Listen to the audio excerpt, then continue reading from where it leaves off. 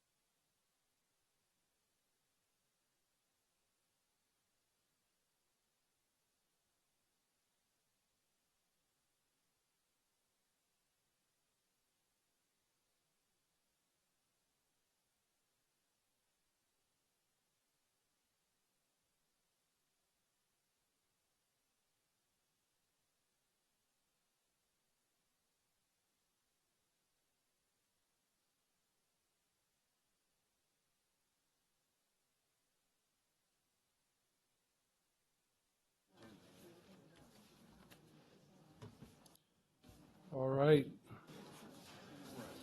Good morning, ladies and gentlemen. Welcome back to a regular meeting of the Madera County Board of Supervisors. Today is October 1st, 2019. Time is 10:11. We just came back from closed session. County Council, is there anything to report out of closed session? Chairman, there are no reportable actions from this morning's closed session. Great.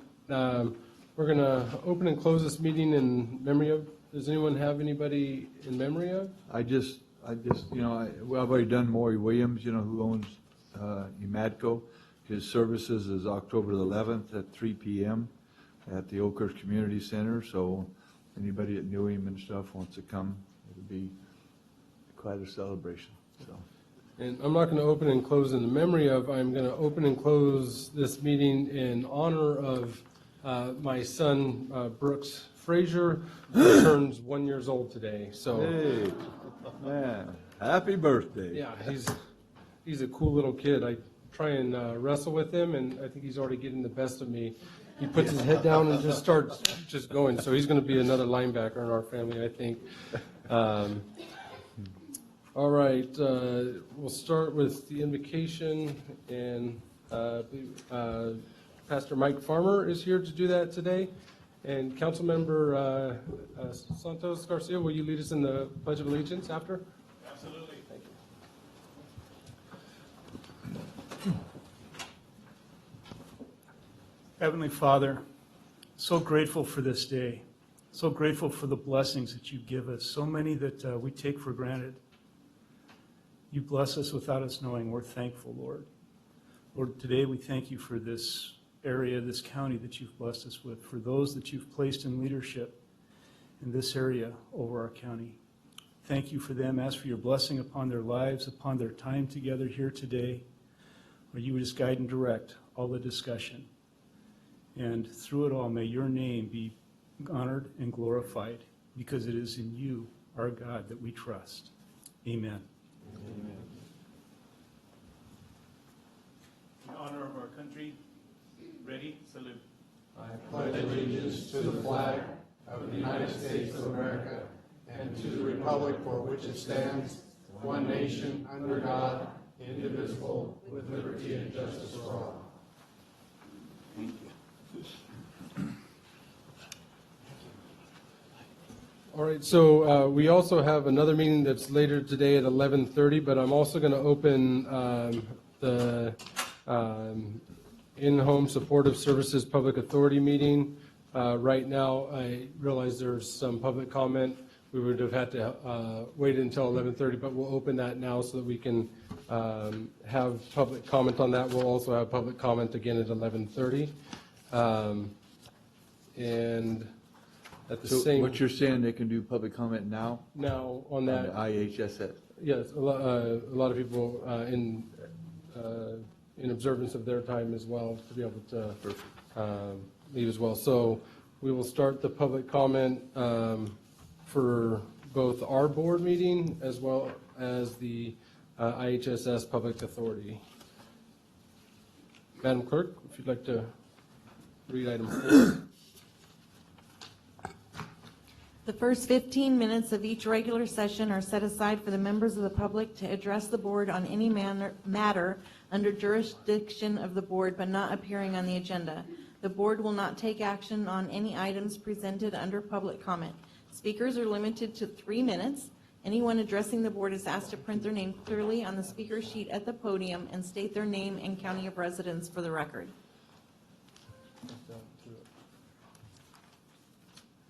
Can you pull the microphone down for us? You can pull it down further closer. So I can't hear out of this ear and it's deaf in this one, so I got to make sure you get close enough. And Max is the same way, so. What? Huh? Okay. Good morning, everybody. My name is Isabel Ricklard. I'm a receptionist of IHS. Run my IHS provider, a non-family provider right now. He is the person I depend on for my daycare. He makes the minimum wages. The detail of work and care gives it worth more than the minimum wages. Please do right by the ISHS home care provider who lives in Madera County and gives them their wages increase. Thank you. Thank you.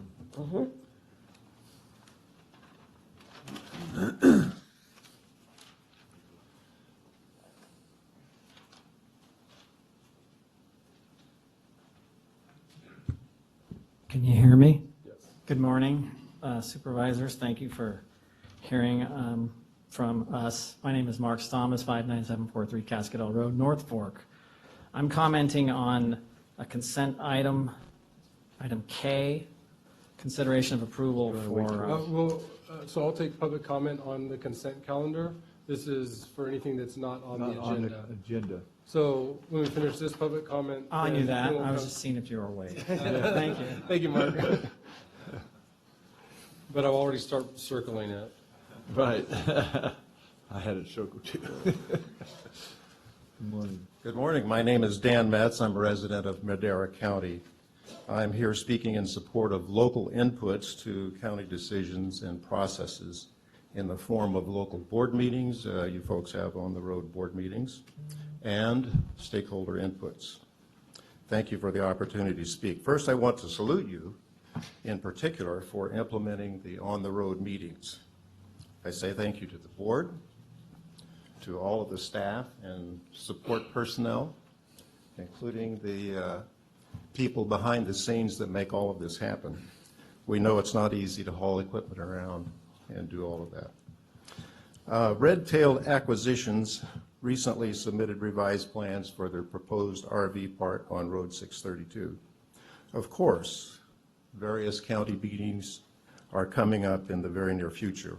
For example, Matt Trieber and his staff are planning on local stakeholder meetings in Oakhurst regarding their planning and processes.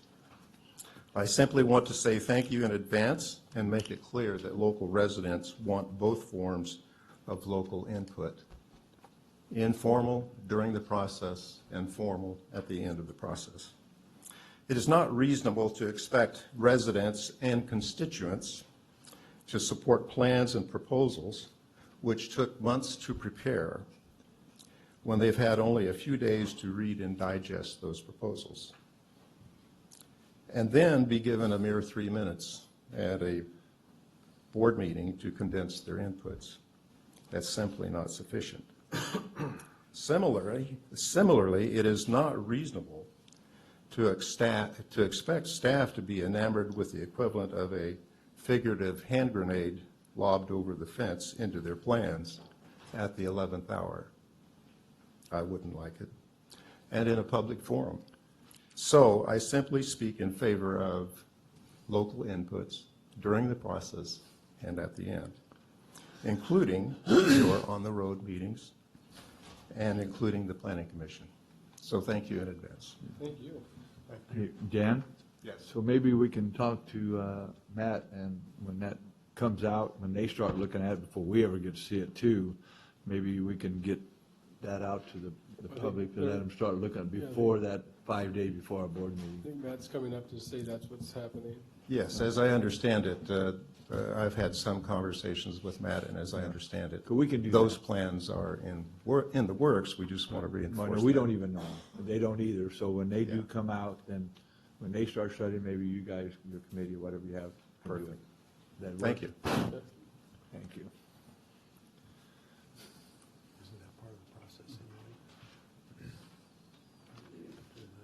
Good morning. Good morning. My name is Esther Garcia, and I'm a Madera County in-home social service home care provider. And a resident of Madera County, I take care of a non-family member who depends on me in Madera County, and I love living here. We get all the best of California without the hustle and bustle of the big city, but it's getting expensive because I just relocated from the Bay Area not too long ago, but we still get a minimum wage here. And Madera is growing, and as a in-home care provider, we make minimum wage. So we have been without a contract for over 4 years, and please make the right decision for us and give us a contract that respects our work. Thank you. Yes, sir.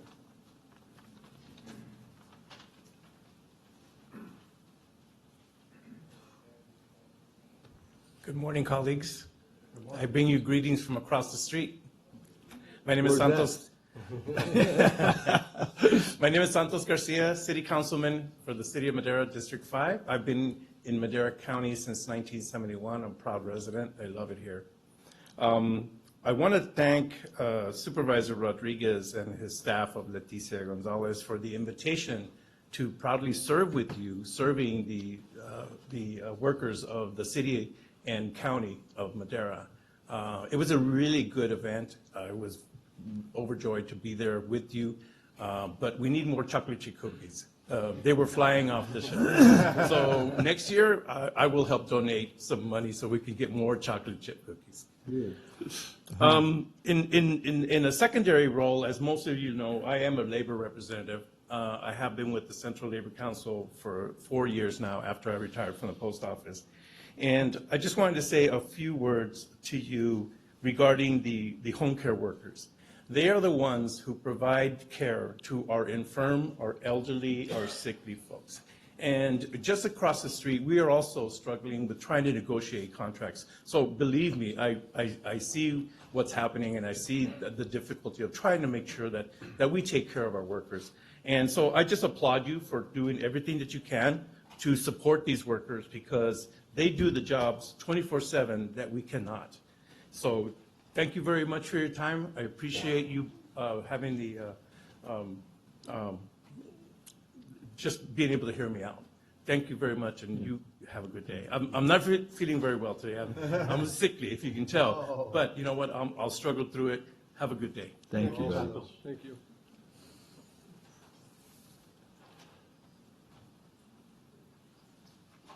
Good morning. My name is Judy Dunks, and I am an IHS member of Madera County. And I'm a provider for a non-family member.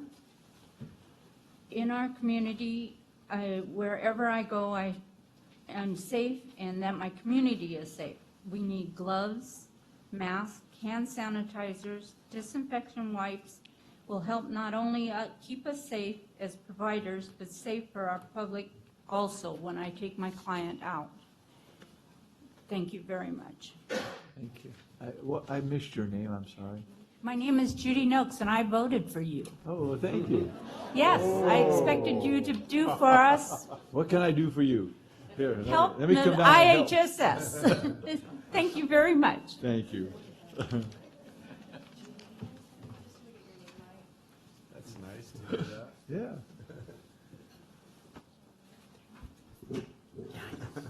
I think that can actually come down, I think there's a mechanical thing that brings that down. It could go further. down. It's There's a over on the button. side. There's a button on the side. It's on this side. On the top?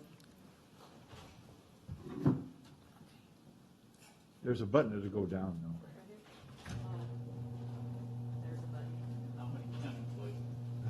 Is that better? Yes. Better turn it off. Good morning. Good morning, Board of Supervisors. My name is Elizabeth Mendoza, and I am an IHSS recipient. And at this time, I would like to address you I stutter a little bit, so you have to forgive me for that. I would like to address you with the IHSS providers that I agree that they should get a pay raise because they work so hard. My caretaker works more than what she needs to, and more than I'm sure that she's willing to, but She takes care of me very well, and she takes care of my wounds. She takes care of my ostomy bag, and she takes care of all the things that I can't take care of myself. And at this time, I would like to agree with once again with their providers, their wage increase, and that is very important. And I really need her, and I'm sure that the other care providers need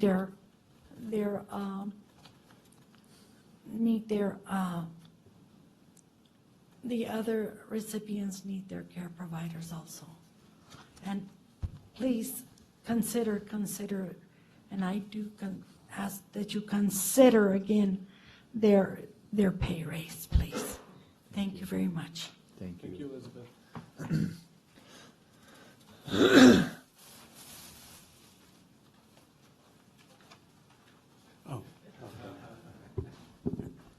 Hi. Good morning. My name is Ignacio Magos. I live at 21784 Road 19 and a half, Chowchilla, California, better known as Fairmead, California, better known as part of the landfill dump. Okay. Anyway, as mentioned earlier about the luncheon in the park the other day and the outcome and how well it was. Well, one of the things that I'd like to do today is give a lot of thanks to a person that really deserves a lot of thanks. I was part of that committee that helped, and actually I went out there and took pictures is what I did. And I didn't do very much else except maybe hand out some peaches, okay?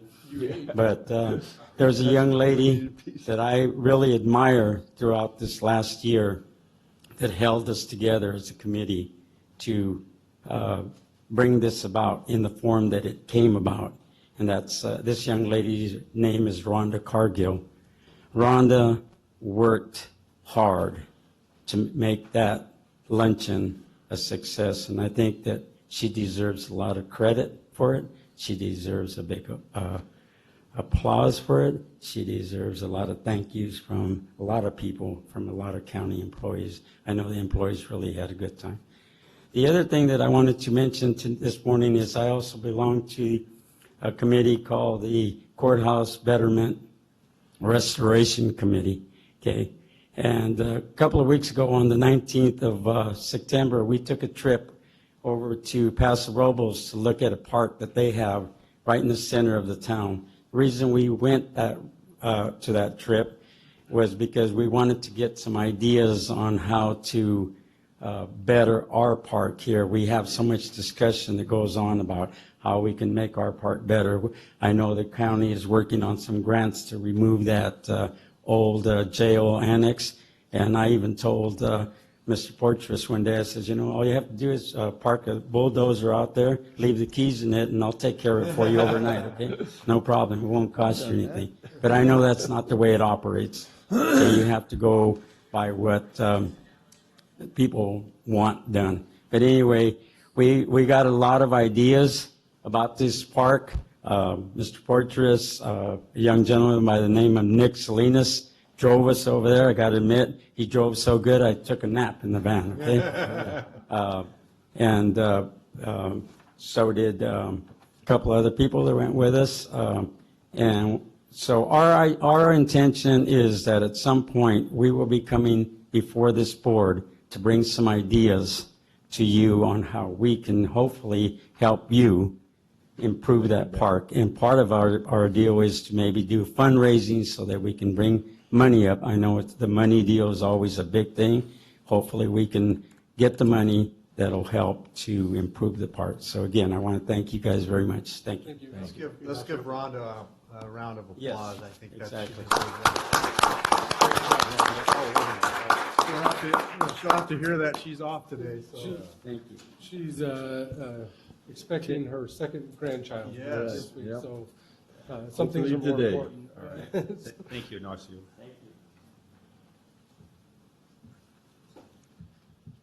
Good morning. Good morning. My name is Anna Height, and I'm a product of the home workers. I did that job for many, many years. I worked at Madera Community Hospital, all the convalescent hospitals here in Madera. I was in-home supportive services worker. I worked for hospice. And now, at 58 years old, I find that my body's giving out on me. So I know that they get calls at 8 o'clock at night to go help clean up somebody. And, you know, if I, working at the hospital, you would have to pay more to do those things. They don't get any kind of increases. They don't get extra money to go out when they're called. So I want to support them. They need the money. We all need a little bit more. What they're getting minimum wage is not enough. I know that because from 1988 until 2003, I made minimum wage. Sometimes I got a little bit more, and I raised 4 children, which was very, very hard for me to do.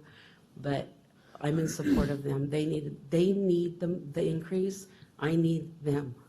Now, we all one day might need them. Your parents might need them. Your aunts, your uncles. I know I did hospice. I met so many different people. I learned a lot from them. But here I am, 58 years old. I can't do anything anymore. Can barely drive. You know, I never thought at that time in my life while I was doing the work that I was doing that I would end up here. But here I am, you know, doing the best that I can do with what I have. And I see how hard, I know how hard they work. I know how hard it is because I did it. So that's my story. So I just hope that you guys, the people here, you know, listen to the words that these people are saying. And, you know, we're not all educated. We don't say the right words all the time, but I think the message is clear. You know, I really do. So thank you for letting me speak. Again, I am here in Madera and I support them. They need us. We need them. You might need them one day too. Thank you. Thank you. The right words always come from the heart, and so Right. we hear them. We do. Education don't come from that.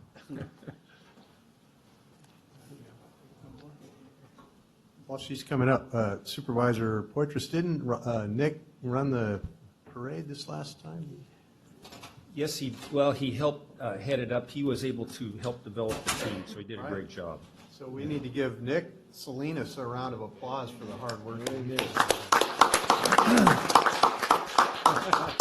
I believe we also owe him a song. Is it birthday? Happy birthday. Happy birthday to you. Happy birthday to you. Happy birthday, dear Nikki. Happy birthday to you. Whoopee, whoopee, whoopee. Is there any other public comment at this time? Okay. All right, I'll call a close to the public comment, and as a reminder, I will reopen public comment for IHSS Public Authority again at 11:30 before we go into closed session. All right, we will move on to consent calendar. Are there any items that any Supervisor Wheeler? Yeah. Is Tracy here? I don't see her. I don't see her. On item D, I was just wondering, it's got PACE mentioned in that, and I just, maybe somebody else can answer this. There's 35 counties that signed up for this Golden State Finance Authority Joint Powers Agreement. That's from RCRC.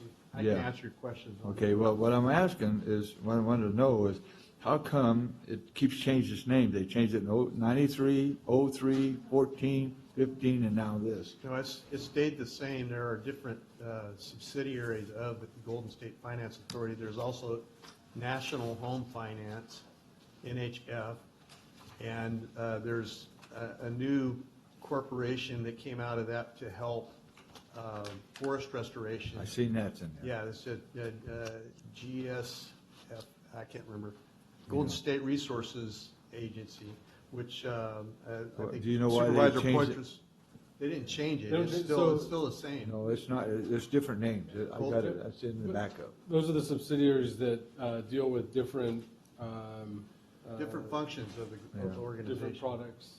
Yeah, it's the same, Golden State Finance Authority is the same as it's always been.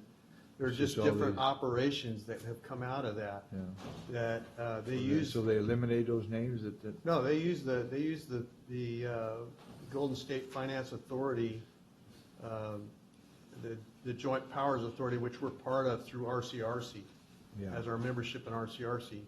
And they use that to affect Golden State Resources Agency, which they funnel money from that part of the operation into.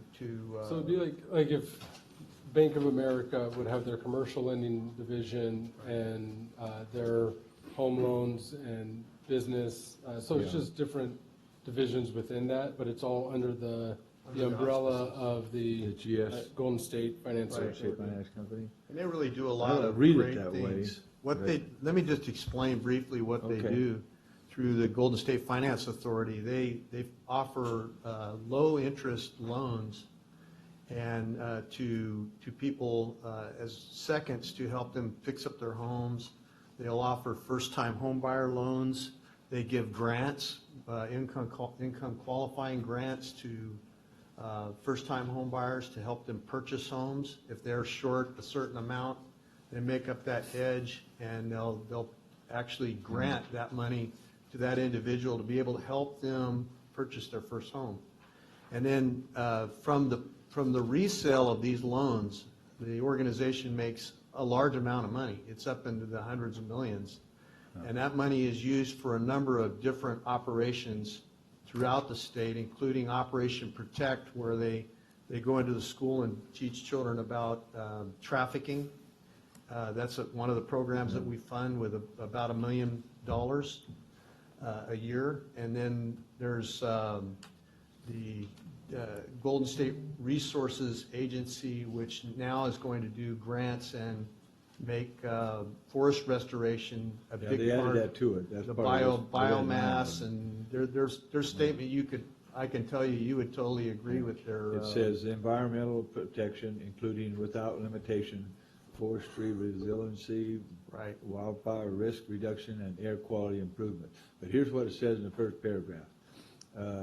Whereas the state of California Rural Home Mortgage Finance Authority was created by a joint exercise of powers agreement dated July 1st, 1993.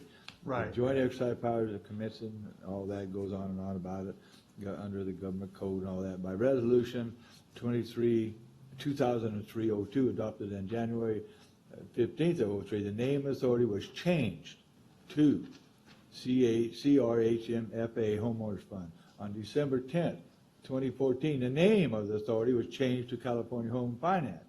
On May 2015, it was changed to Golden State Finance. It's Right, never right. been Golden State Right, Finance till right, now. right. So it changes it. Why That's do they under my keep changing tenure. it? That's Huh? under my tenure that it was changed to that, Golden State Yeah, Finance. it's I both. don't know I mean, about it- I don't know it's- about the previous changes and It why was it was changed 2 times in 14 and 15. Right. That's not an uncommon thing. I mean, for is it because corporations. they get in trouble with some of these No, no, no, loans no, and no. stuff and they want to change it? They can't, they couldn't hide from trouble that way if they were in trouble. They couldn't do that. I think what it originally started as was just that home buyer assistance within the rural areas. And then it became, it was doing more different things. Solar and Solar. residing or Yeah, so roofing. it was no longer just a home buyer assistance program. It then became more. And so I think that's why it changed it from to these something that names. was more of an umbrella, just financing authority that was able to do all these I different mean, it things. don't make sense to me why they changed the names. And the loans are low interest. They're Yeah, I know considered that. low because- interest loans. But some of these people got, backsiders right here in Madera that have called me and the Well, PACE and stuff. that's a different organization. Well, than this has got what- PACE in it. They Says right operate on it. with PACE, Yeah. but that is not our principal operation. Oh, okay, because PACE is right in it, because it says right here. Yeah, they do PACE programs. There are a lot of different organizations that are The under main thing PACE. is I care about is they protect the people that they buff. Oh, So- absolutely. I can tell you that Okay. that's Yeah, their, PACE is not a Golden State Finance Authority program. It's it's a national it's a program. national program. Yeah. They just like us, have those agreements with PACE. but we're not the PACE authority. Right. Yeah, we just collect the money for it. Yeah. Which I don't care for either, but that's okay. Okay, It's a different thing. yeah. Item J. I talked to Matt already on this. I was worried about taking that $60,000 out of our fire prevention equipment buy-in, replacement program, but he says it's not, so I'm okay with that, right? Okay. And then item K, the Cascade Woods CSA 21, I think Mark wanted to talk about that too. I just want to know from Jared and Ahmad how many responses we've got since we sent out those letters. And then I hope everybody read that about what our responses were to the grand jury report when they accused us of a whole bunch of stuff up there, some of the people, and it's come out pretty clear. I printed it out just to make sure I had it with me so people can't say, oh, look what the grand jury did. They were slamming you guys. Well, this came out pretty good, and I'm glad we're voting for that today, for that response. So if that's the main thing, I want to know how many responses we've got and what's happened with it. Good morning, Mr. Wheeler, Mr. Chairman, members of the board. As you know, our efforts to get the votes or the preference of the property owners of Cascadel Woods, we sent a survey with 3 options. Right. We have those survey results, and we are communicating with your office for next future steps for how we proceed. How many responses did we get? We received about 40 plus responses. How many lots are up there? 140, 159. We only got 40?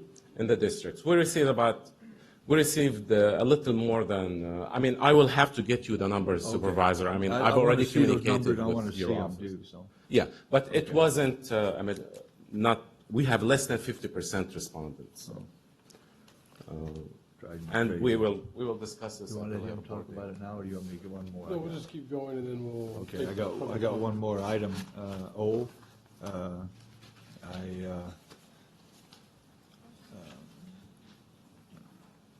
It's a partial map. I was just wondering on that. I know this is the first step of it, but I was just wondering if what's the water and sewer? This is for Fairmead. This is not your deal, Dave. What are they doing for sewer and water out on that subdivision?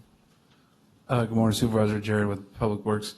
I'm not sure we've nailed down all that information right now. What they're trying to do is get this map in through planning, and basically the roads out there exist as they are today. They're not changing anything, and so the requirement from planning is that this has to come to the board for approval of the alignment of the roads. Okay, when they approve the alignment, does that mean before they build, they'll have to improve those roads? Or? I don't believe there's any requirement for them to approve the roads as they are right now. It's just to approve the alignment and the width of the roads right-of-ways that are out there today to show that they already exist. Yeah, I know it's the first step. I want to make sure. Ultimately, they want to eventually hook up with the city of Chowchilla on their sewer. That's one of the plans. And the water? And the water, I think that's part of the plan as well, a redundancy in the water system, if I'm not mistaken. So that's through the high-speed rail. They're looking to bring that sewer trunk and water line out from the city of Chowchilla to connect. I've heard of that, but I haven't heard nothing happen. And then they're going to put 15 lots. I was worried process. About that. Yeah, but I was just worried about those 15 lots and what they're going to create out there with sewer and water. Because they're big lots. They're 3 to 5, 7 acres and stuff. Yeah, so Mr. Chairman, Supervisor Wheeler, Matt Treber, Community Economic Development Director. So Jared hit on that. This is a little unusual and not typical of our parcel maps and the subdivisions in that this is a commercial industrial project. So this step is required in the MAP Act to lay out those street networks and those alignments, yes. Oh. Okay. So it's not a residential, it's a commercial development. So this is a requirement to set those road alignments prior to that. So this is the beginning step. They have a number of things, and obviously sewer, water, that will be looked at and reviewed and as part of their entitlement action for the map. Okay. I would imagine to be able to market anything like that, substantial improvements would have to be made to the roads, from market-driven forces too, but I'm sure we'll have some requirements. I just want to know what they're looking at, because I know they've had all this problem out there, and we've been working on trying to get that connection together, so. Then the other two is P and Q. I just wanted to say they're great items on You here. said O was the last one, so we're gonna. Okay, I'm done. I'm done, Bob. Any other questions regarding the consent calendar? If not, now we'll have public comment opened on the consent calendar. I had to try this button out. Yeah, I know, it's hard to not push it once you see it. Good morning. Thank you for bearing with me on my inappropriate approach. No problem. My name is Mark Thomas, 59743 Cascadel Road, North Fork. I would like to provide you all with some written input on item K, your response to the grand jury report regarding Cascadel Woods CSA 21. In 3 minutes isn't time enough to do it, so I would like, if you could or would, entertain postponing submitting your comments to the grand jury, pending giving me the opportunity to provide some written information and comments regarding it. There's some missed factual data that the jury missed, and also some other suggestions that would change how you respond to the jury. I know this item is only the response to the jury, not the bigger issue of the disposition of the district itself, but I do have some information that I think would affect how the board responds to the jury, and I would love to have the opportunity to submit that to you if you could postpone this. And you can submit it either to our clerk or to county council for us right now. And before we send it out, we can look and see if there's any relevant stuff. Can we do that, Regina? I think we need to have I'll let you continue. Do you have any other? I don't have the written documents with me. Okay. I haven't prepared them. I just found out about this yesterday. I didn't know the board was responding to the jury in writing formally, and I got the document that you're proposing to submit to the jury off the internet, and there's some issues, and to go over it now would be intractable. So I thought if possible, we could postpone, just pull it from consent and put it on a different agenda maybe after I could submit my comments for your consideration. I'll call it close to the public comment, and then we can bring it back to the board to. Then I'll actually, what I can do. So is your public comment, is that? I'm asking for postponement of item K.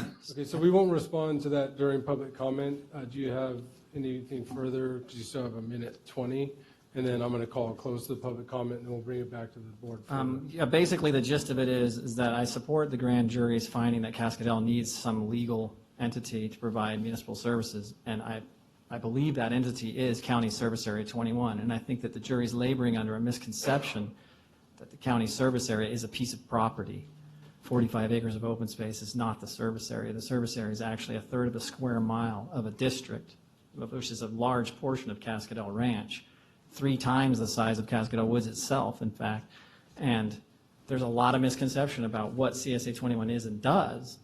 And I think the board also, to an extent, has been misled by the jury and by other residents of the area who are self-interested and don't particularly want the district per se. In fact, most of the residents there don't know we have a special district. They think the open space is the district. And I think the jury believes that too. And my additional comments are some factual data the jury completely missed. For example, a court judgment that affects the disposition of the property, and the fact that the district is 1/3 of a square mile is not even discussed in the report. They refer to it as a piece of land. So that would be the extent of my public comment, and then my desire is to have you entertain postponing actually sending your comments to the jury until you've seen some of the information I have to provide to you, which I can email to the clerk. Sounds good. Thank you, Mark. No, hold on 1 second. No, Mark, you're good. Is there any other public comment on the consent calendar? Seeing none, I'll call it close to the public comment, and I'll make a motion to approve the consent calendar, pulling item K. okay. And we're gonna First, discuss let's. I've got Supervisor Rogers, and then County Council. I'd like to hear from her first. Yeah, I was going to ask County Council if are we under any time constraint or any obligation to respond to the grand jury in a timely manner? Yes, and just to clarify, your response, Chairman, members of the board, is to the supervising judge of the grand jury. You don't reply to the grand jury directly. They are receiving a copy. What the public comment is asking is maybe to alter the factual findings of the grand jury, and that is not necessarily what's asked from you in the law. It's to respond to the grand jury's report to the supervising judge, and the timing is that it's due. So one, because there's a particular window of time to respond. So one idea to go off of the idea presented is to take Mr. Stamos, thank you, his comments and consider whether two things. Number one, he could present those to the presiding judge himself or to the grand jury himself, since he seems to be contesting their factual findings, not your response necessarily. And then second, if he provides those to us, we can also consider with your deputy CAO of risk management and myself whether we provide, whether we'd come back to the board for a supplemental response to the judge. But either of those are your options. So we can do we can amend our Or supplement it. responses. We can supplement it after. So if there's, we can add to that if there's something missing that is relevant to those findings. Yes. And what is the time crunch that we have, Darren? Darren McCandless, County Administrative Office. Your board has 90 days from the issuance of the report to reply, and that report, I believe, was issued on the 25th of June, so it was due September 25th. So it's due. So, and we can still supplement it after that, but we have to have some comments. Right. The response to the initial report as presented is due now. Okay. If there's some further findings that warrant a supplemental report, then we can consider that later. Okay. Supervisor Wheeler, what? You know, I'm just going to ask Regina, can we make the motion and pull that item and then make a motion to send it, approve it, and then you guys work a week or so and try to come up with a supplement to go with it? So you want to pull the item, or I just got confused, you want to pull it but send it, or you want to approve? Pull it and then and say when we pass it that we wanted to add a thing if you guys feel it was warranted after you look at it. Add to the motion to approve it, but also consider a supplemental report. To direct staff Yes. to provide a supplemental. Oh, I got it. You can do that in one motion with the consent calendar, Supervisor Wheeler. Okay, So I'll make the motion to approve the consent calendar with item K, the possibility of adding a supplement to it. And direct staff to work with. The Thomases and our staff to get it done hopefully by next week. Yeah, I'll second the motion. We have a motion and a second. Supervisor Wheeler, Oh, yes. Supervisor Rogers. Yes. Supervisor Poitras. Yes. Supervisor Rodriguez. Yes. Supervisor Frazier. Yes. Vote passes 5-0. I was daydreaming. All right, we're past 10:30, but we'll start with item 7A, then we'll come back to the public hearing after that.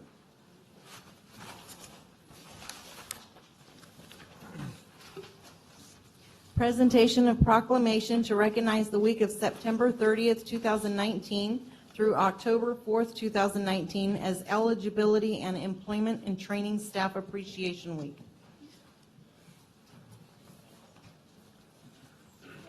We're going to read the proclamation into the record. She was a little reluctant to read it. She was trying to convince me to do it. Nothing but your spirit. Whereas Madera County Department of Social Services staffs eligibility workers, employment and training workers, eligibility supervisors, and employment and training supervisors to assist the county's most vulnerable.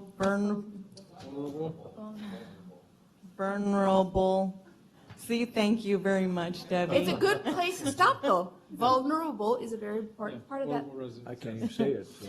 Residents to benefits needed to progress towards achieving self-sufficiency, eliminating food insecurity, and providing access to needed health care. And whereas these dedicated social service professionals administer a multitude of public assistance programs, including CalFresh, Medi-Cal, California Work Opportunity and Responsibility to Kids, general assistance, foster care, employment services, and public authority with professionalism, compassion, and expertise. Whereas these employees offer knowledge of local resources, jobs, supportive services, and programs and policies to those seeking self-sufficiency. And whereas, in order to meet the increased demand for service in the community, these individuals continue to streamline and implement procedures to the department's service model to better serve Madera County residents. And whereas eligibility and employment and training worker staff deserve recognition and appreciation for their valuable contributions to our community. Now, therefore, it be proclaimed that the Board of Supervisors of Madera County does hereby proclaim September 30th through October 4th, 2019 as Eligibility and Employment and Training Staff Appreciation Week, and thus honor these professionals with the utmost gratitude for their commitment to the residents of Madera County. See, once you got going, there was no problem at all. Yeah, I'm gonna clap. I would not have put that word in this proclamation if I had prepared it. It I was a wouldn't have either. significant word. So I'm Deborah Martinez, the Director of Social Services here in Madera. With me are some representatives of the 133 people that we have in these two classifications of eligibility worker and employment and training worker. With me is Karen Sandu, our Deputy Director over all assistance programs, and she's going to step forward. Reluctantly, but she's going to step forward, and then she is going to introduce her staff and allow them to speak if they care to. Morning, Chairman Frazier, members of the board, Karen Sandu, Deputy Director. So on behalf of Deborah and Deputy Director Danny Morris, I'd just like to thank you again for recognizing our staff. We have 133 strong, but of course they all can't be here today. But we do have some of our staff here, 8 team members who are representing their peers today. So I'd like to go ahead and acknowledge and introduce them. So first of all, Maria Figueroa. Maria, do you want to step up? Come on up. Just say hi. Don't be bashful. Rosario Guerrero. Juliana Pulido. You come right on up here because we're going to take a picture in a minute. Myrna Ramirez. And also we have 2 employment training workers, Caroline Burciaga, Diane Carpenter, and then we have 2 eligibility supervisors, Alfredo Franco and Andrea Martinez.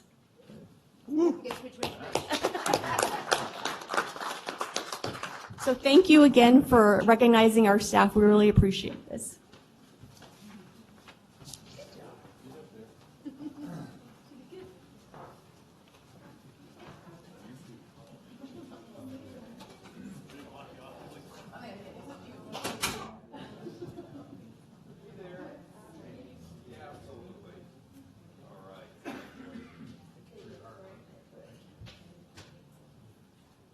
Scoot down this way.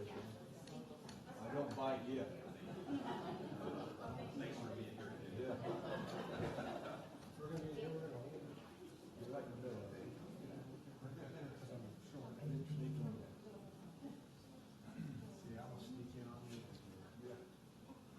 Big group.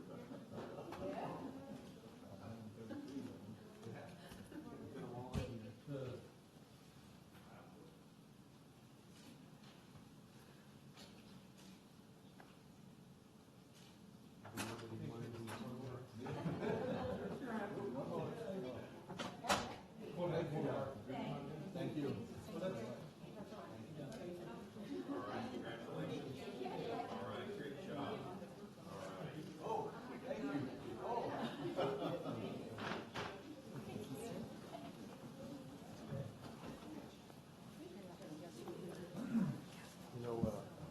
Check. Oh, there we go. Deborah, step here. You know, this lady here, right here, manages one of our largest sections in the county, and she does a great job. We all owe her a round of applause.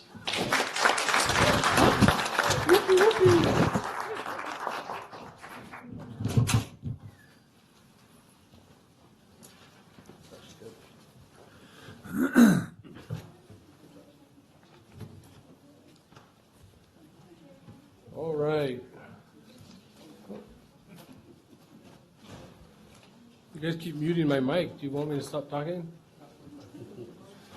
All right, so we'll go back now to the public hearing, item 6A. Community Development Block Grant Program. Hearing to consider adoption of a resolution approving the closeout of fiscal year 2015-2016 Community Development Block Grant Program and submittal of mobility study to Department of Housing and Community Development. Discussion and direction to staff to sign and submit the closeout documents required to close out Community Development Block Grant. 15-CDBG-10573. Thank you, Mr. Chairman and members of the board. Matt Trieber, Community Economic Development Director. With me is Senior Planner Robert Mansfield, and then we have Susan Long and Melissa Valdez with Self-Help, who assists us with our affordable housing programs throughout the county. So this is the closeout of the 15 CDBG grant. This grant not only provided funds for affordable rehabbed homes, but primarily the grant was utilized for resurfacing the streets within the Parkwood community and also mobility studies for Parkwood and Lavina. This is the closeout procedures and the acceptance of those two mobility studies that were done as a part of the grant. I did want to talk a little bit about, and we have a presentation, but I'm just going to get straight to the point. So this will close out the grant and will refund. It doesn't refund. There is no check that is cut by the county. There is no funds that come from the general fund back to the state. This is simply just closing out the grant and eliminating any of those funds remaining as a part of the grant application and program. A key caveat that I want to make the public aware, and certainly this board, is this grant did include monies and dollars for housing rehabilitation. Unfortunately, or fortunately, we were unable to expend those funds within this grant, primarily due to a change that HCD provided, that we have to expend all of our program income that we have in the grant program. So this is a revolving loan fund that started in 1985 and is a 30-year payback of those homes. So 2015, we got a large sum of payments back on those historical grant funds that we provided. So that's a long way to say, although we didn't utilize the dollars allocated in this grant for housing rehab, we still did housing rehab during this time. In fact, with Self-Help's assistance, we expended a little over $730,000 for housing rehab projects, new wells for folks, and in one instance, a complete reconstruction of a house there. So with that, we're all available for any questions the board may have, but we are recommending your approval on the grant closeout and submittal to the state on the final documents.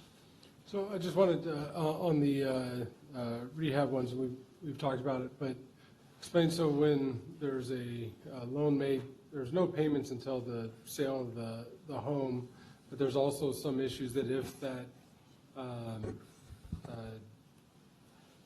any of those improvements, it has to be reassessed, right? Or yes, Chairman, you're speaking. Reappraised. Yeah, your reappraisal, and you'll have another item that we'll be bringing to the board here shortly on another closeout of our home grant, and that speaks exactly to that issue in that on the home grant side of things, we do a loan, and part of the analysis for the approval of that loan is looking at the appraised value of the home after the improvements are done.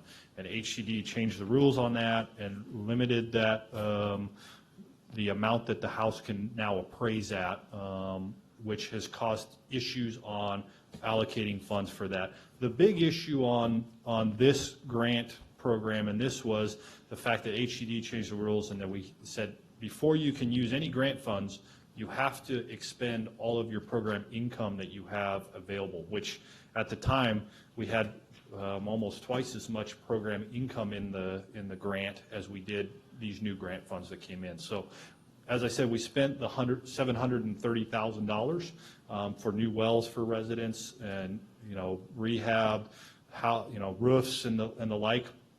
Another issue which Self-Help could certainly speak to, I think, right? They administer this grant through a contract with us, but we can't force people to encumber their property or put debt on their property. This is money that is owed, and so we spend a lot of time working with residents and homeowners and getting them through the process.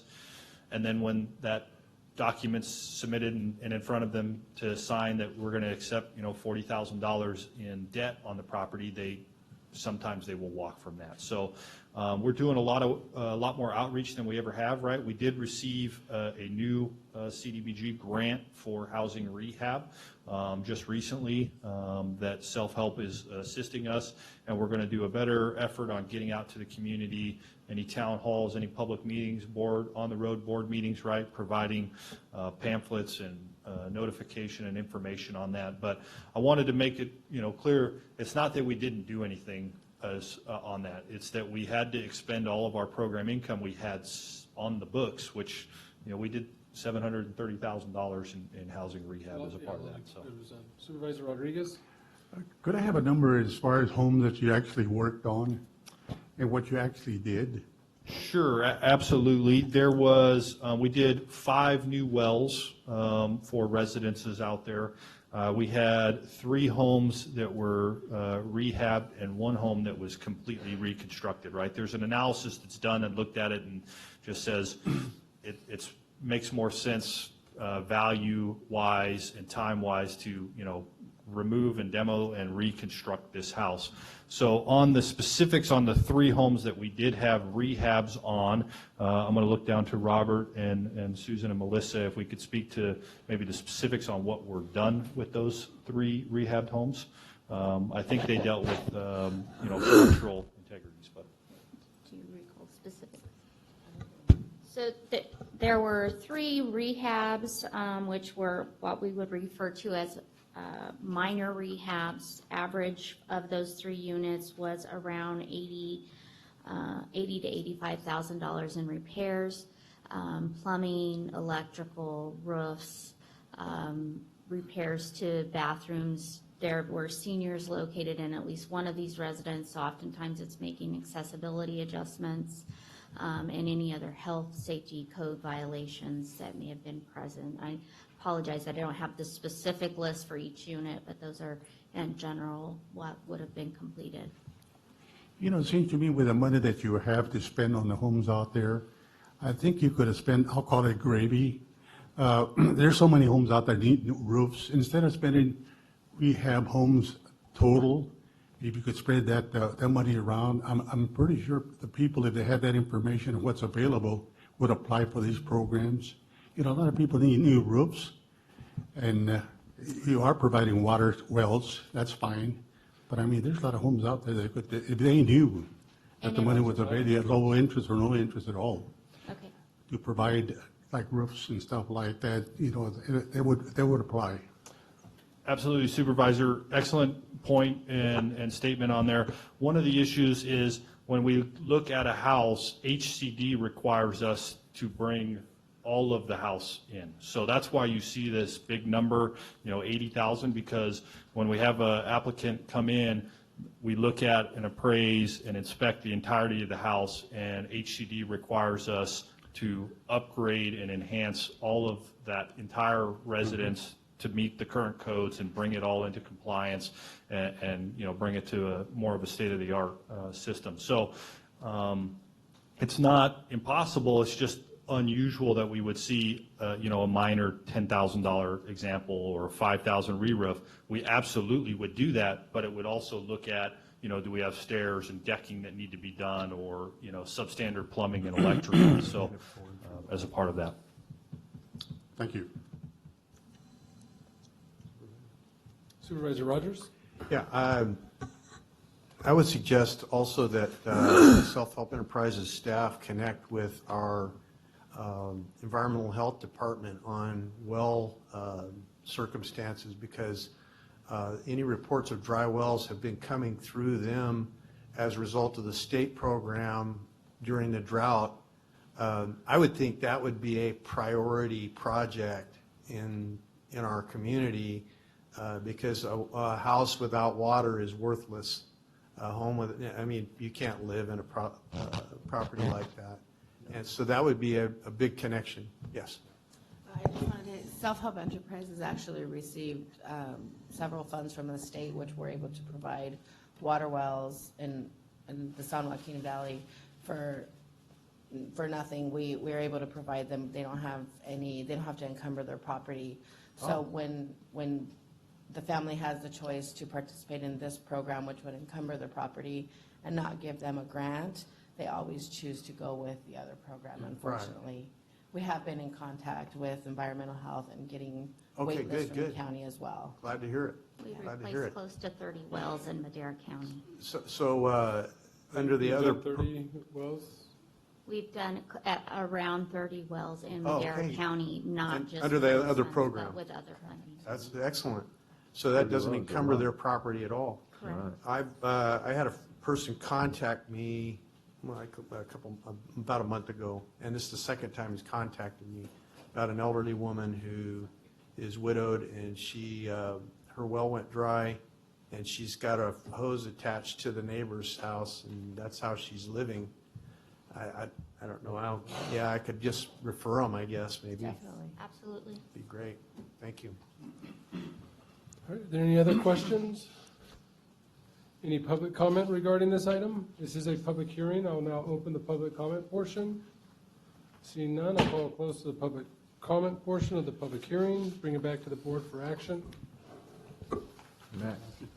Max made the Second. motion. Supervisor Poitras made the second. Roll call.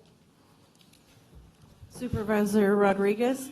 Supervisor Poitras? Yes. Supervisor Rogers? Yes. Supervisor Wheeler? Yes. Supervisor Frazier? Yes. Vote passes 5-0. Good job. Keep up the good work. Thank you. Thank you so much. Item 7B. Presentation of the 2018 Madera County Crop and Livestock Report by the Agricultural Commissioner. Good morning, Chairman Frazier and supervisors. It is my great pleasure to present to you, we got it here? Okay.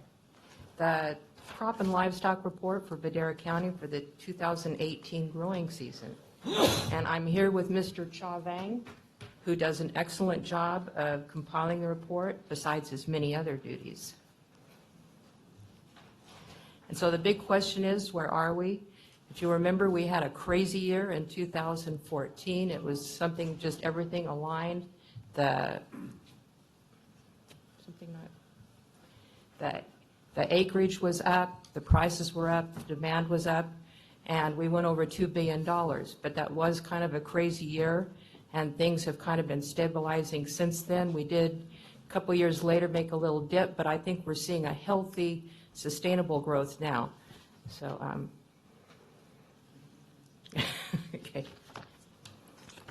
So anyway, on our cover, you'll see that this year we wanted to feature some of the youth of Madera County, and so we have a picture of Connor Hyatt, who is a Liberty High student and won many, many FFA awards for his apiary projects. And so we have a nice article in there about him. We also have dispersed through the crop report some other things on the Madera County FFA chapters. Well, thank you. So, you see what's going on here. Where's mine? That's the paper she gave us. It's the same one. Huh? This is what she's trying to present on. Oh. Okay, the big question is where did we hit this year? And like I said, we have finally rebounded, and after the crazy year in 2014 and then took a couple dip for a couple years, we have gone over $2 billion again. So the gross farm gate value for county production was $2,058,474,000.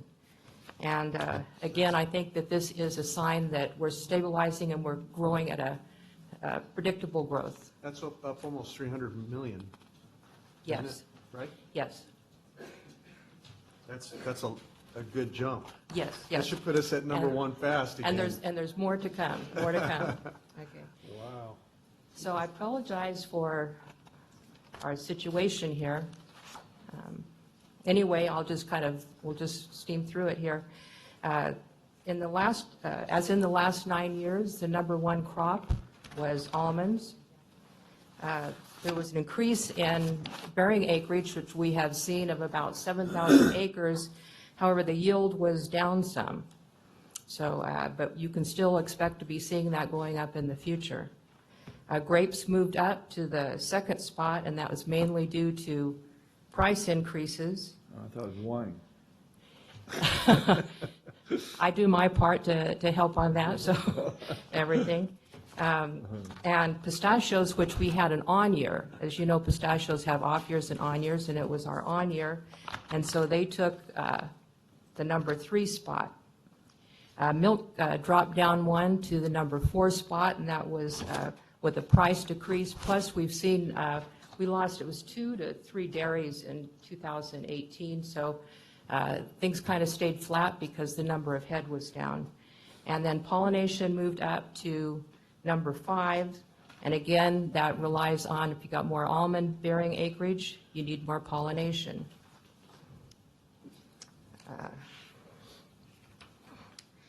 Then you can, if you have any questions on the specific crop details, we have information on that in there.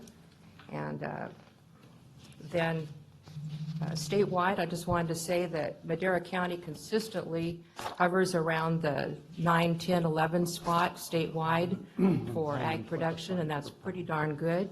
And we're 18th among all the counties in the total United States for ag production. Again, I apologize for. You know where we rank as far as the increased ag production? Are we one of the top increased counties in ag production this year? We are one of the top for the increase. The thing is that some of the other counties, they're planting around a lot of almonds and nut crops are coming in too. Plus, they have the west side acreage, which we don't have here. And whenever there's a dry year, that's usually the first things to go, but those are the high-value crops. So when they come on. So when they come on, they really come on. Yeah. However, with Sigma looming, I would expect that some of those counties that have the west side will be some of the first ones to see a hit on that. Yeah, there it is. There we go. I have one other question for, if I can, Mr. Chair.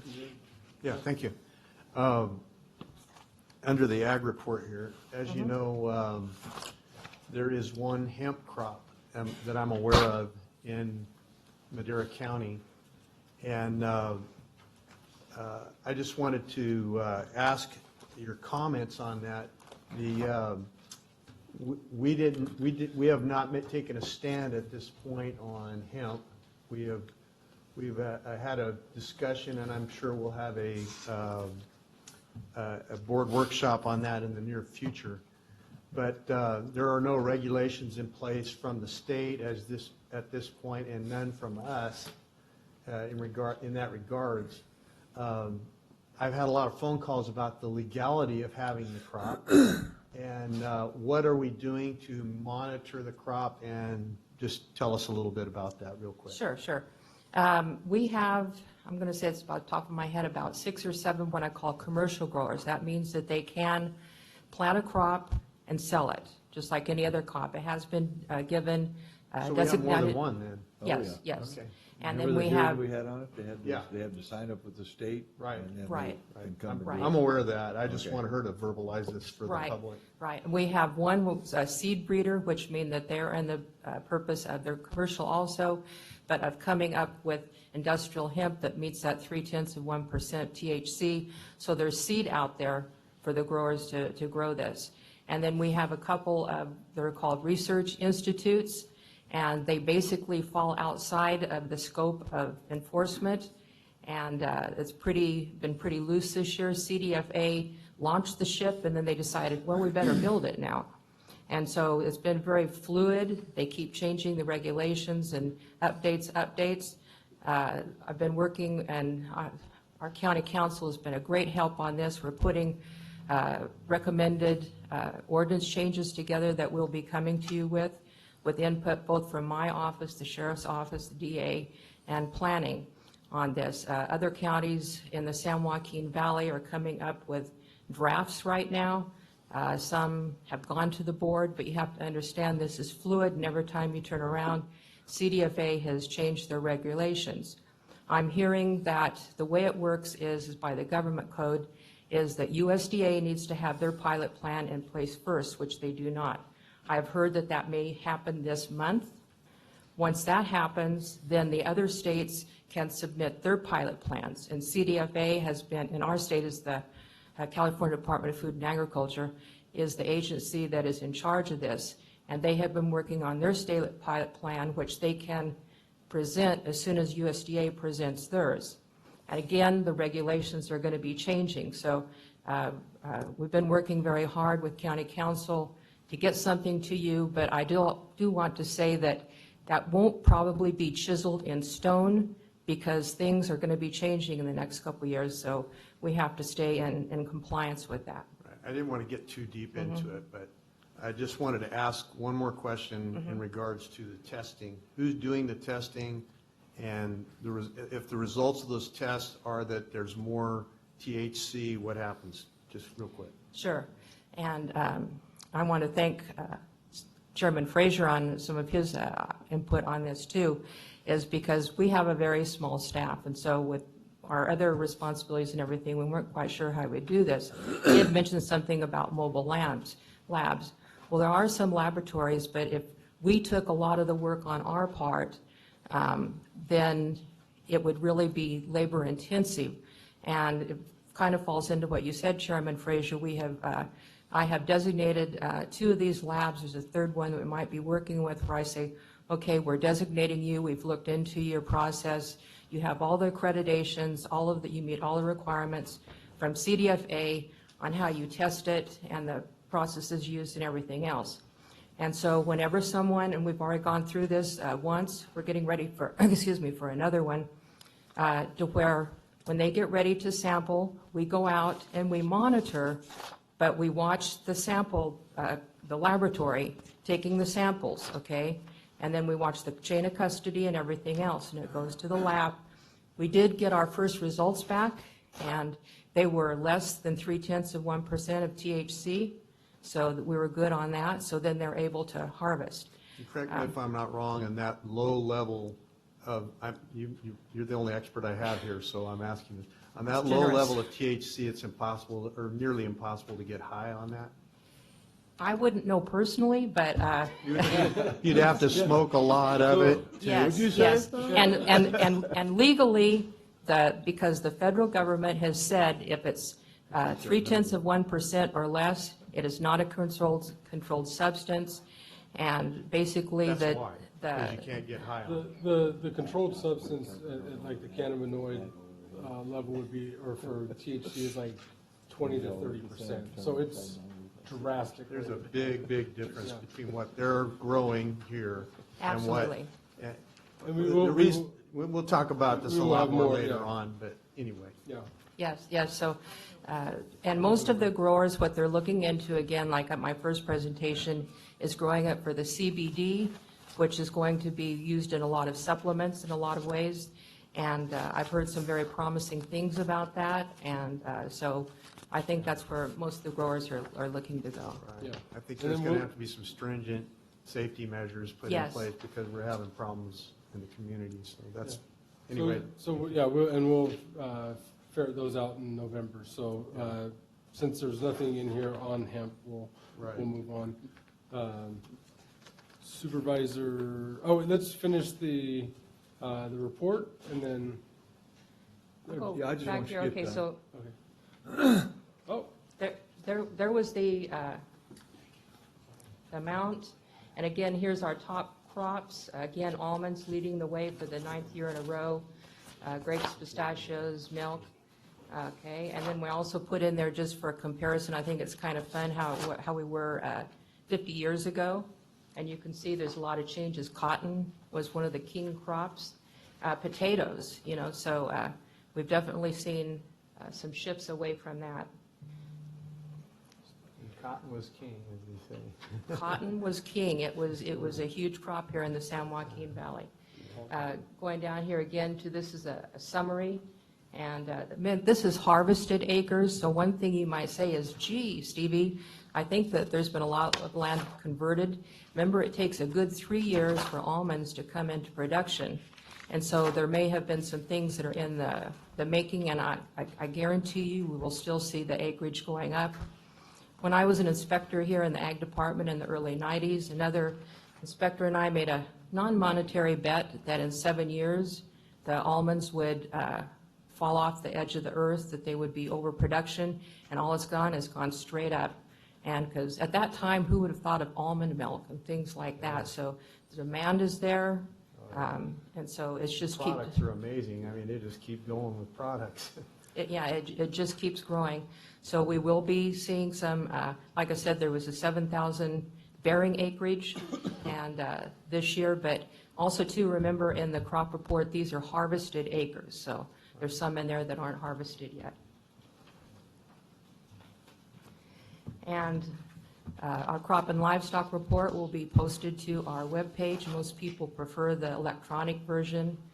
We do print up some in-house ourselves, and if anyone wants any of those, we can get them to them.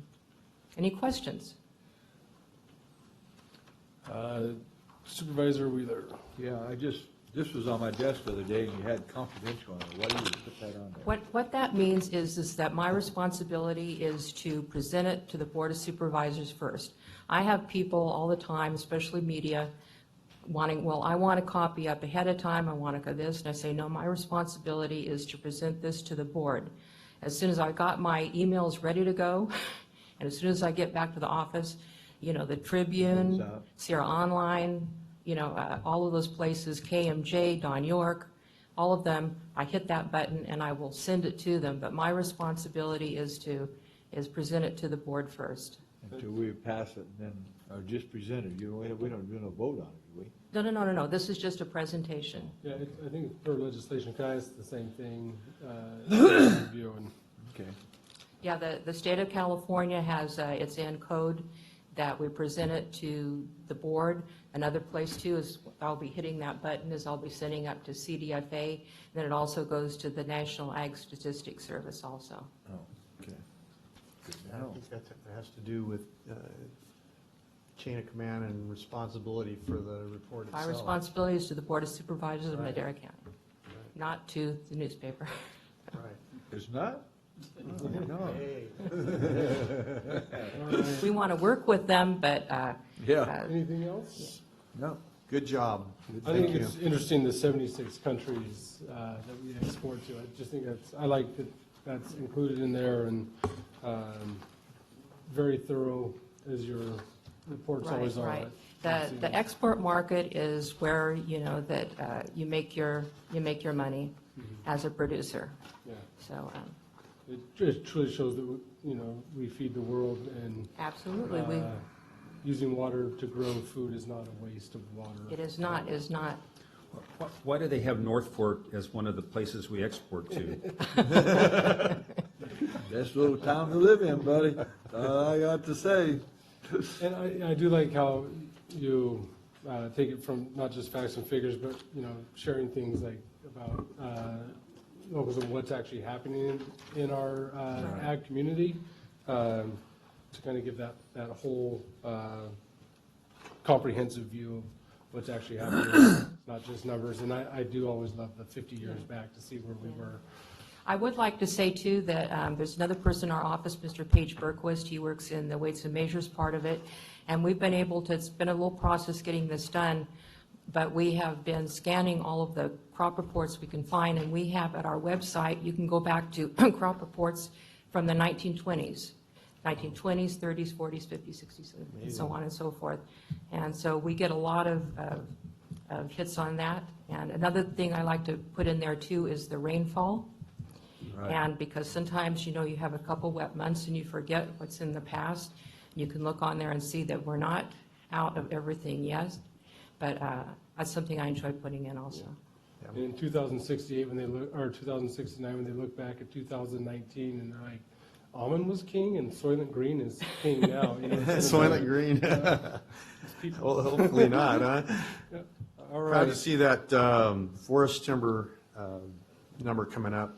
What that is that you'll see on that anymore, you're going to see this and this, and all of the top portion there, the timber, that is private numbers that we get, and that goes to the Board of Equalization. Below that, that is the saw logs, and that is the national forest on there.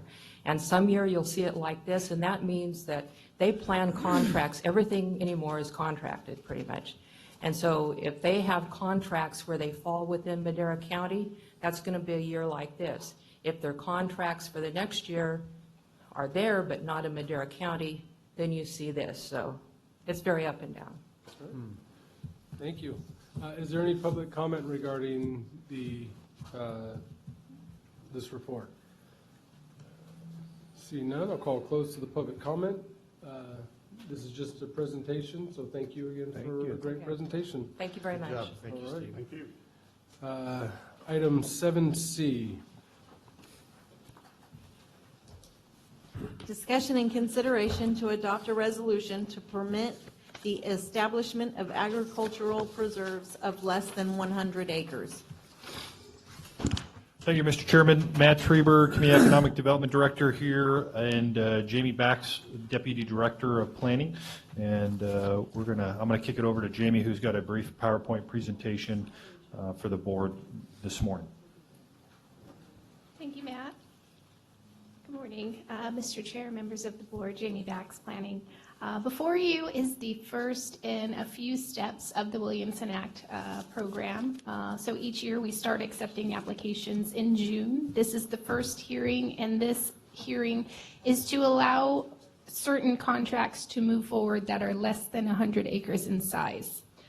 So this year we received 10 applications. 4 of those were determined to be less than 100 acres in size.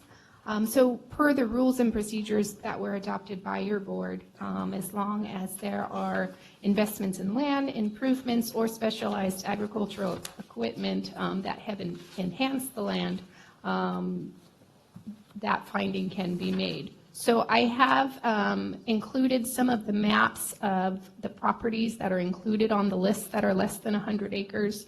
The first is 1710, which is the Bishel property, which is almonds. And then the next is, it's actually just on the east side of 99 on the south side of Avenue 9 in Madera. The second, which is Ag Preserve number 1711, is actually your board adopted ag preserves for parcels just to the west of here a few years back. This is the Orchards LLC, which is planted in pomegranates. The next is 1716, which is out on the west side, which is Holding Brothers LLC, which is an almond orchard. I actually talked to the applicants this morning. They also have an application in, which is to the east of here, which is 245 acres. Since they applied, they actually purchased the parcel right to the east of this particular parcel. So this preserve now becomes over 100 acres. So this can actually be not included on the list. And the last one is Ag Preserve 1717, which is grazing land. I did do the research on these surrounding parcels. All of the surrounding parcels are under contract currently, so it's not out in the middle of nowhere on its own. So with that, staff is recommending that the board accept applications to move forward to the final phase that are less than 100 acres, and I'm available for any questions. Supervisor Wheeler? Yeah, back on that 1716, you said they bought an extra 100 acres? Or 40 acres, or whatever it was? 245, they had it in another area.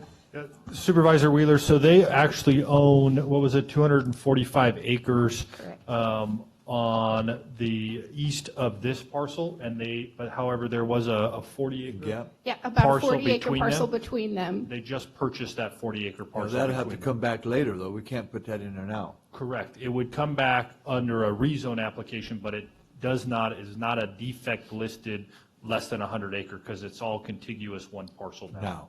Yes. Okay, but way she explained it, it sounded like it would be in the WIPS Act right now. Oh, no, I apologize. No, it's No, not. that's what I got in this year.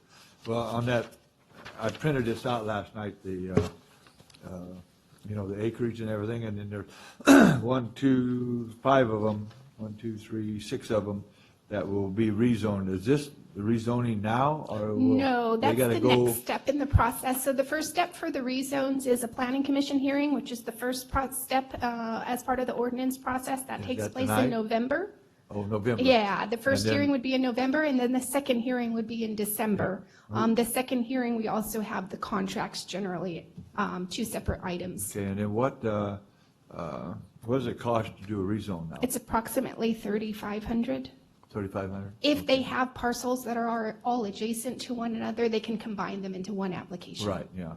But like Bowman's, that'd be 3,500 a cost. Correct, and he's already applied. Oh, he has? Okay, good. Okay, I just wanted to make sure they go through that, because it says rezoned, and I didn't know if we were doing it today or not. It's just, I still have a little concerns about these 40-acre pieces like this, but but these here already got almonds in most of them, and so it's not too bad. Supervisor Rogers? Yeah, I have a quick question on, and I don't want to really get complicated on this because this can get complicated. The state currently does not fund fully the Williamson Act. I think they put a really small amount, like $100 in there or something like that, for just to keep it, because it's supposed to be, they don't want to eliminate it completely. And so it's a kind of a phony funding.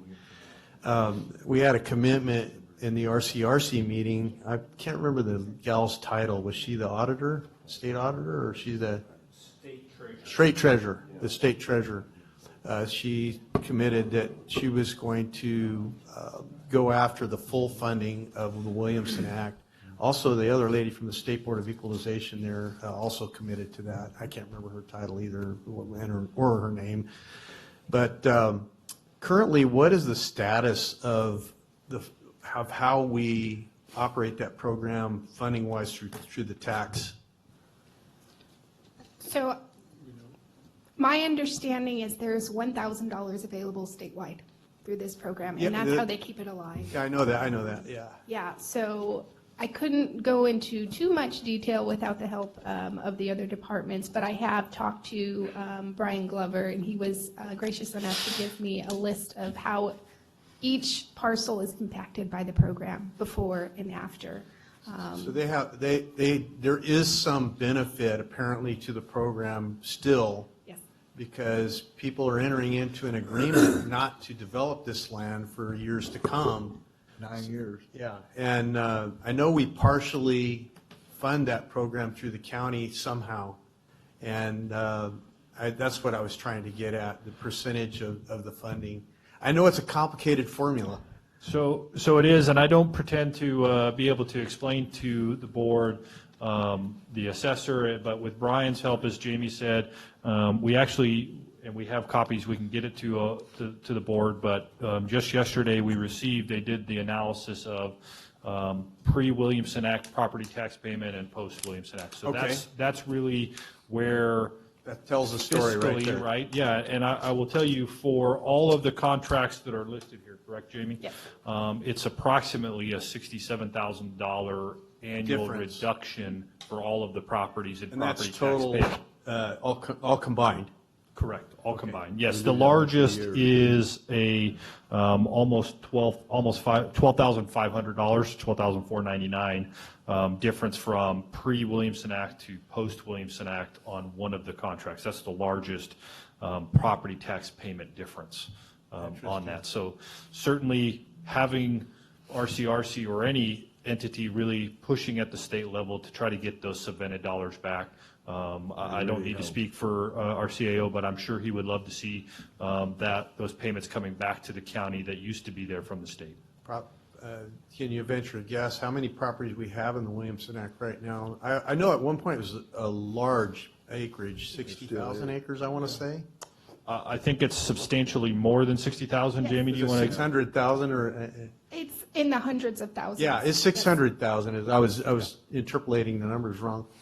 And so we're talking about a significant amount of money here. Big time. It is a significant amount of money. The county did, and, several years ago, probably 7, 8 years ago. We did go and reduce that Williamson Act subvention at the local, right? It was, so we reduced it 10%. Yes. Yeah, From right. what it was, so there is that, and it was through a state statute. Right.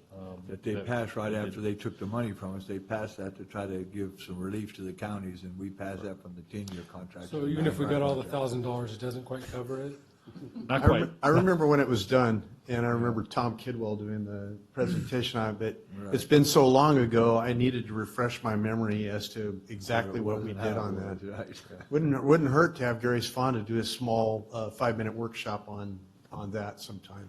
There is also a survey available at this time on the Department of Conservation's website. It's due at the end of October for your opinions on the subvention fund specifically. So Interesting. I'm sure once the state treasurer then went to the regional caucus of cities, she said, "Oh, we're never going to refund." That's what they said. Yeah, Williamson. She's got 2 speeches, one for the rural counties, one for the urban areas. You would think environmentalists would love this program because it keeps property open and undeveloped. You would think they would absolutely love it. And I don't understand the lack of nexus between that and their policy. Because it's in agriculture. Yeah, well, I mean, it's like, we hate agriculture, so let's just cut our nose off to spite our face, is that it? All right, is there any other questions? Any public comment regarding this item? See none, I'll call close to public comment, bring it back to the board for action. I'll make a motion for approval.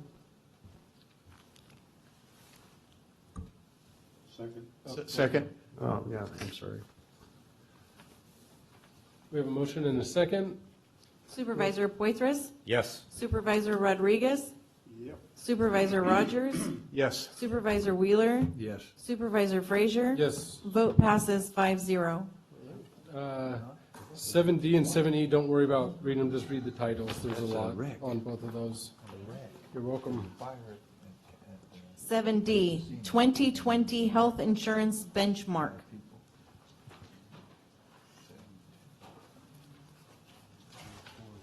Thank you. Good morning, Chairman, members of the board. Michelle May, reporting on behalf of County Administration, Human Resources. So this item is a continuation of what we currently do with our health insurance benchmark plan that we use to determine the county's contribution for our employees who participate in the health insurance program. So we reached out to all the bargaining units, and the item before you today has side letters of agreement that we've reached with all 13 units, and the item also extends to our unrepresented, and which includes our department heads and of course our elected officials who participate in the health program. So this item just continues the county's contribution to be based on United Healthcare as our benchmark plan for basing our contribution. The primary reason for that is that our current contractual language indicates that we will base our contribution on the lowest cost HMO, which excludes Kaiser from that group for this purpose. And unfortunately for 2020, the region that we're in with CalPERS, the lowest cost HMO is not available in Madera County, period, and is very limited to those employees that may live in other counties that work for us as well. So United is recommended as the continued benchmark. Any questions? Move to approve. Any public comment? Seeing none, I'll call close to public comment. We have a motion, and it looks like a second from Supervisor Poitras. I already have the check mark up there. Supervisor Wheeler? Yes. Supervisor Poitras? Yes. Supervisor Rogers? Yes. Supervisor Rodriguez? Yes. And Supervisor Frazier? Yes. Vote passes 5-0. All right, 7E. Discussion and consideration authorizing the reorganization of the Department of County Administration and create the Department of Human Resources. Morning, Mr. Chairman, members of the board.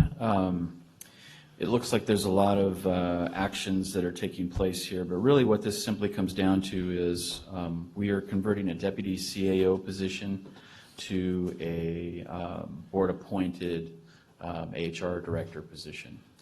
And We're just recommending that. We think it's a better structure, and the position is currently vacant. And that's the only change. The department still stays staffed the way it is. Its budget stays intact. We will possibly have to do a year-end budget adjustment, but because of the vacancy in the position, I think it may be a wash on the budget, depending on when your board makes a hiring decision. That's right. Supervisor Wheeler? Yeah, I just wanted the public to know that we're always progressing to do better ways to improve our departments for better serve our employees and our constituents. And we have been doing these kind of things since we've done that study on how to, I guess, to make everything, more productive for less money and still serve our constituents and our employees, which is very important. So I want to thank the staff and stuff for bringing this forward like this to do this one. So, any other questions? Any public comment?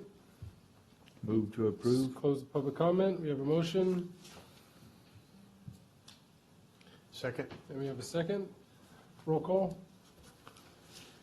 Supervisor Wheeler? Yes. Supervisor Rogers? Yes. Supervisor Rodriguez? Yes. Supervisor Poitras? Yes. Supervisor Frazier? Yes. Vote passes 5-0. All right.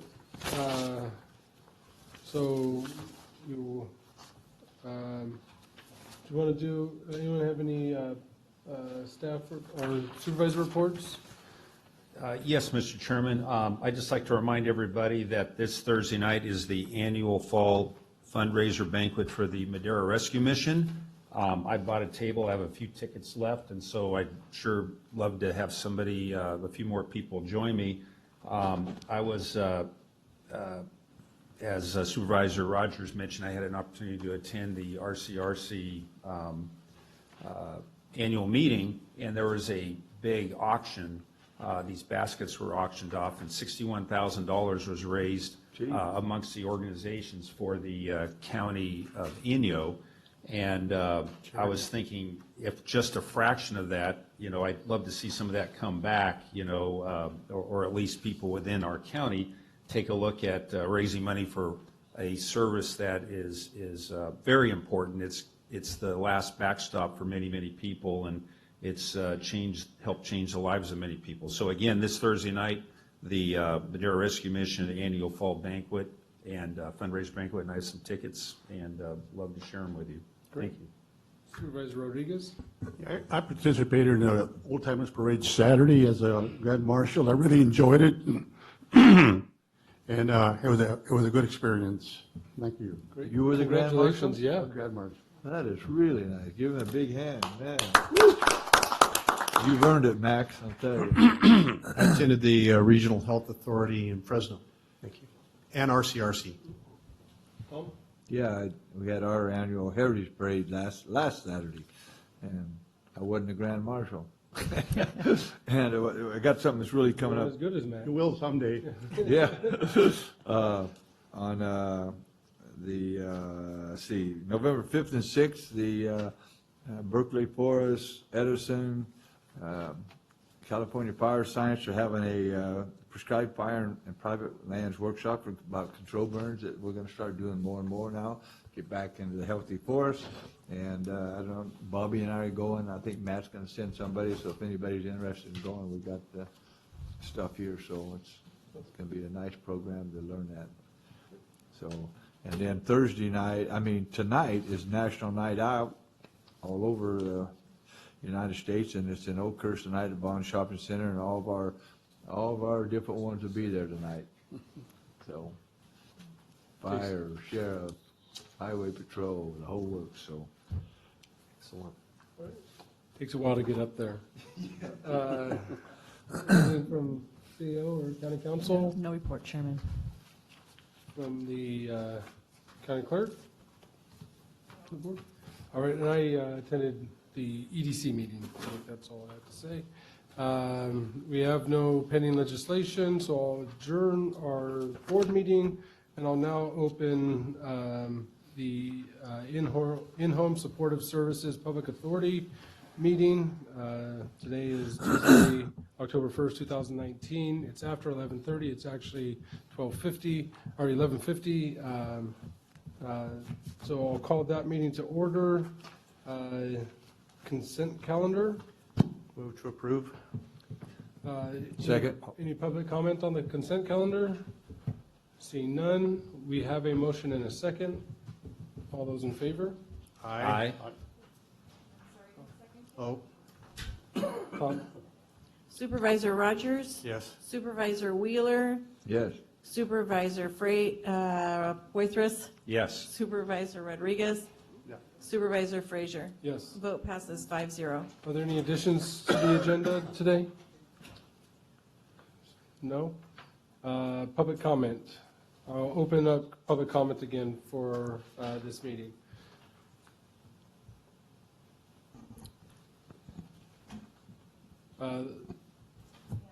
Yeah, we've got one right here. The first 15 minutes of each regular session are set aside for members of the public to address the board on any matter under the jurisdiction of the board but not appearing on the agenda.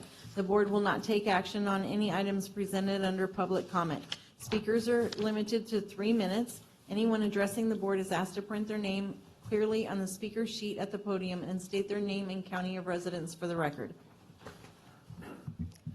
Good morning, supervisors. A cold is going around, so I apologize for my voice. My name is Elsa Laura Lugo. I am a resident of Madera County. I actually live in District 3. And I'm also a UDW member, and I also help represent home care providers here in Madera County. We had a couple of our home care providers who spoke earlier this morning. Thank you for allowing that to happen. A lot of them had doctor's appointments and things that they need for their care, and so they appreciate it. One of the things that we want to share and make sure that here in Madera County, the Board of Supervisors understands is that we are not just home care providers for IHSS in Madera County. We live and thrive in this county. We care for our neighbors. We care for our family members. And sometimes our neighbors don't have family members that can care for them. So they turn to IHSS to find them a home care provider. And that is where us as home care providers, as residents and constituents, your constituents, step up and say, I care. We haven't had a contract in 4 years. And we think that you have this unique opportunity right now to make a difference in the lives of the home care providers that live in this community. You heard stories about making minimum wage. And you also hear stories, one home care provider shared earlier today, how she herself was a home care provider helping for the most vulnerable of our community, seniors, adults with disabilities, adults with needs of rehabilitation. And now she is on the other end, she is now a recipient. And we just don't know what will happen tomorrow. I heard the story of a home care provider who cares for a young woman who was in law school. And she was preparing for her finals. And she just fell asleep on her desk. And when she woke up, she could no longer move. And she's a quadriplegic now, young woman. So these are real stories of home care providers. It's not because, we choose this life. No home care provider will raise their hand and say, I want to be a home care provider today. But a need arose. A need arose in their family.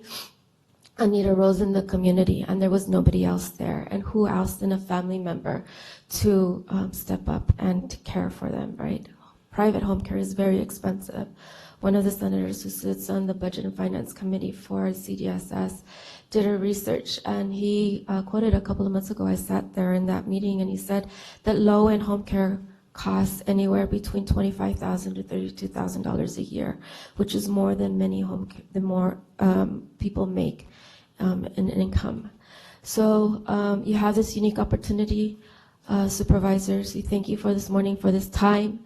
We know you're going to do the right thing by your constituents, by these home care providers, by the most vulnerable who depend on this program, and who depend on this program not only to provide care for them and allows them to stay in their home, but for provide quality care home care providers. Thank you. Thank you. Is there any other public comment?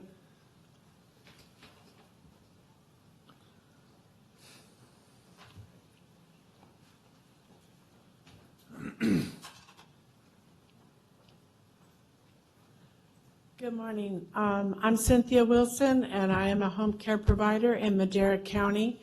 I live here in District 5, and I now have 4 IHSS clients. One recently fell off as an IHSS client, and I had to accept him as a private duty, making $25 a week, just gas money, because they could no longer provide care under the IHSS program. But as a home care provider, I was working to take care of a client who came down with HIV. I worked for that client for 2 years and didn't know that they were HIV positive, and they had hepatitis and tuberculosis due to the medication that they were taking. I did not have access to gloves because I did not make enough money to buy any. My client couldn't afford them because he too was on a fixed income. And that's usually the scenario for home care providers and our clients. So please don't take it lightly that if we need to protect ourselves from whatever communicable disease that one of our clients might have, under the HEPA laws, they don't have to tell us what it is that they have, you know, as far as the disease goes. IHSS workers don't have the rights or the privileges to break that confidentiality to tell us what they're inflicted with their illnesses for our clients. So that seems to be a catch-22 for us, you know, because with me, if I get a cold, I have asthma. I also have COPD. But if I get a cold from my client or from another person and bring it home to my client, they are too susceptible to having to go in the hospital and possibly dying from a cold because we didn't have masks or hand sanitizer or gloves. Now, I don't know if you know about MRSA. MRSA is another disease that you could catch because you're cleaning a person's body who might have MRSA, and it's very catchy. And it doesn't go away. So I really beg and implore you to vote in a good way. Thank you, Cynthia. Is there any other public comment?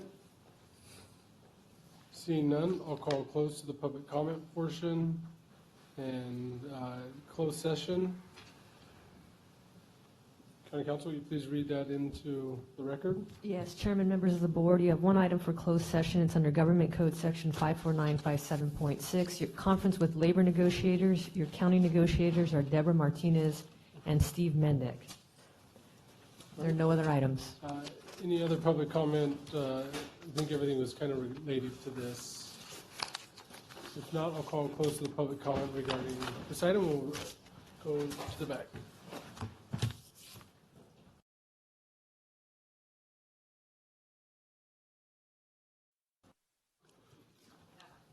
We're back from closed session. County Council, is there anything to report out of closed session? Chairman, there's no reportable action. However, I would like to report that Supervisor Wheeler was there for the majority of the conversation and left for a lunch appointment at 12:19 p.m. Okay. With that, I will call this meeting of the IHSS Public Authority to adjourn.